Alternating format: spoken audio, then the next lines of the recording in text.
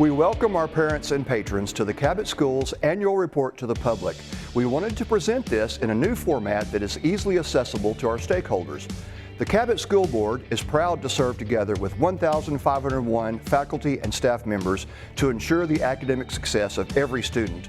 Whether we are setting policies, approving financial recommendations, or setting the vision for the district, your board understands the impact these decisions will have on the entire community. While we recognize there are areas in which we can improve, we take great pride in the accomplishments of our campuses. Every day, well over 10,000 students walk through the doors of our schools, and every day, those same students walk out of those doors knowing they are valued and loved. These past few months have presented challenges for our board members and administration. Despite the distractions, your board remains steadfast in our commitment to remain focused on what matters most, our students. And now, our annual report to the public. I'm Michael Berg, Deputy Superintendent for the Cabot School District. First and foremost, I am truly grateful to work in the greatest district in the state. We have a wonderful community, a large and thriving school district, and so many great things happening. We have over 10,300 students in our district with an additional 313 pre-K students. As we consider our staff, our buses, our technology, and our programs, we must be cognizant of revenue and expenditures at all times. We opened last year with a balance of just under $8 million. Our revenue, which comes from state foundation funding, local and state taxes, along with various federal and state grants, was $85,663,000. We expended $85,656,000 last year, which was under budget, and finished with a balance of $7,927,000. As you can see here, we ended the year with a positive budget and were able to add to our legal balance. In the far right column, you will notice the percentage of our balance versus our expenses. While there is no prescribed percentage the district must maintain, you will notice that we strive to keep a percentage between 8 and 10%. The largest source of our funding comes from state foundation funds. That money is allocated in a per pupil amount. As you can see, the state foundation funding continues to increase, as do our costs. And we will receive $7,413 per student this year, which results in over $55.1 million. Our bond payments, much like a mortgage on a house, are our annual debt payments. As you can see, we have gone from paying $2.6 million in 2006 and 7 to paying almost $4.6 million this last year. Our payments have increased, but note that our debt has decreased from just over $61 million to just under $50 million. I mentioned that our principal debt has decreased significantly over the last 15 years.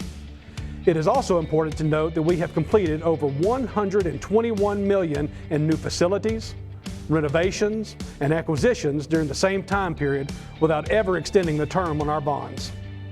In fact, we've been able to accomplish quite a few facility improvements over the last year, including a new entrance and drive to Junior High North, a dedicated band practice field, bleachers and scoreboard at Junior High North, Middle School South playground improvements, and bathrooms at both middle schools for our CVI students.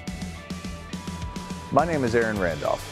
I have the great pleasure of serving as the Assistant Superintendent of the Cabot School District, and I would like to take this opportunity to discuss assessment and curriculum. To begin with, let's take a look at some testing data from students in our district. The ACT Aspire is our state-mandated assessment for accountability. One particular note about the Aspire is that Arkansas is the only state that is using this assessment for statewide accountability. As such, it is incredibly difficult to compare our data with the data from someone in, let's say, Massachusetts, for example. That state, just like all others than Arkansas, uses a completely different assessment system. It would be like comparing apples and oranges to look at our scores versus in other states. However, what we can do is to look at our data versus other schools in our state and compare to how we have performed in the past. Looking at our readiness levels in all areas of the ACT Aspire, you can see that we successfully exceeded the state averages in grades 3 through 10. And in some areas, we actually exceeded the state by 10% or more. Having said that, there is certainly room for improvement, but we are very proud of our students and staff and know that they have worked diligently in trying circumstances to advance student success.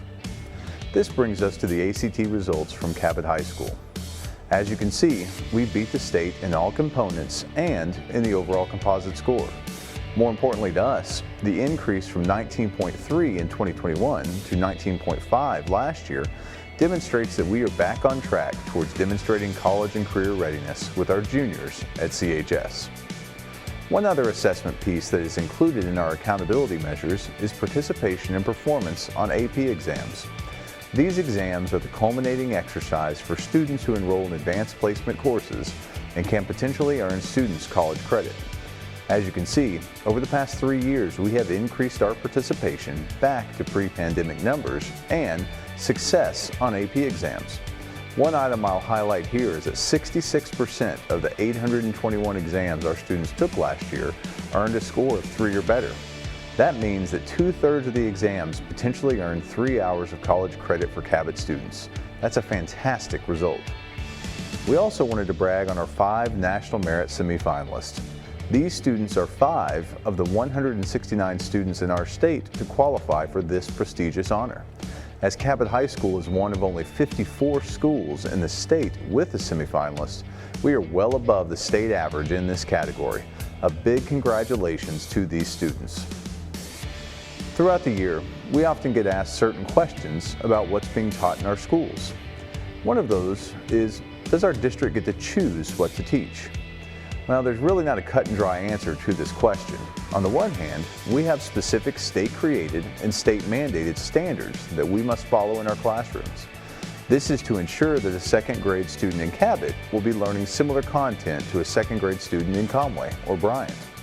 Having said that, we do have some flexibility in how we teach those standards and what materials we use to teach them. In essence, this is the art and science of teaching, and where there are some restrictions on certain areas, such as literacy or phonics, we do have flexibility most of the time with text or materials. If you want to read more about academic standards in our state, you can find them all at the website listed on this slide. I'm Dr. Tony Thurman, the proud superintendent of the Cabot School District. Our district is monitored each year by the Standards and Assurance Division at the Department of Education. Many data points and certifications are reviewed during this process, and during the 21-22 school year, all schools in our district were fully accredited. And our district wellness policy can be found on the district website. As part of reporting on our wellness program, we are also sharing revenue generated from our food service program. We have a dedicated team of school board members who lead our district and support our community. Board members' training hours are reported as part of our annual report. Each board member is required to attend a minimum of 6 hours per year, and all members are in compliance with all training requirements. Our goals for the year are to provide the most safe and secure learning environment possible. This will be supported by our school board allocating an additional $1.7 million in security upgrades and increased funding for security officers. We will also focus on continuous improvement in all areas of operations, and always with a special emphasis on quality teaching and learning. In closing, I'm often asked to give specific examples of what I'm proud of as superintendent of our district. I'm proud of the quality of our staff. We are truly blessed with really amazing, dedicated, creative people working with our students. I'm proud of our pre-K through 12th grade programs. We have a strong academic program, but have always been and will always be an advocate for having as many career, technical, fine arts, and athletic programs as possible.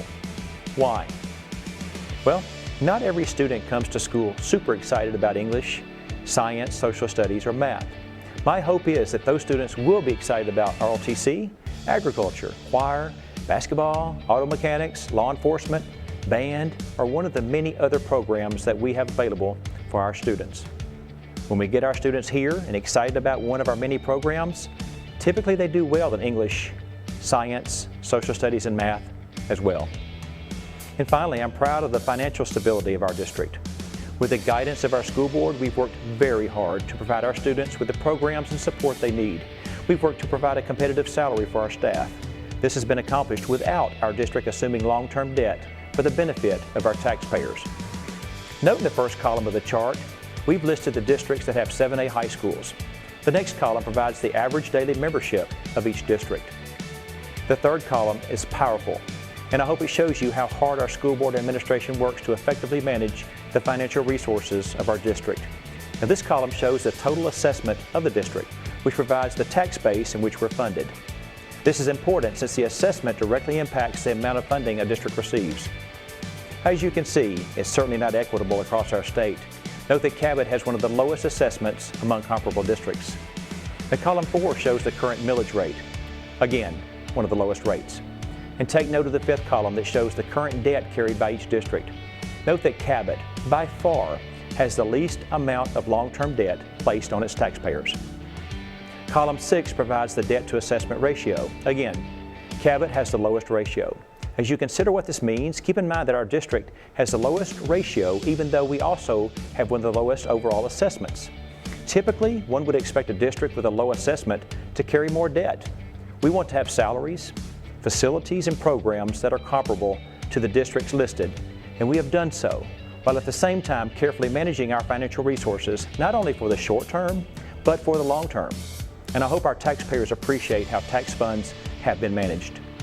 Finally, the last column shows the minimum base pay for a teacher with no experience in each district. At $44,500, we are competitive with those districts that we compete with for staff.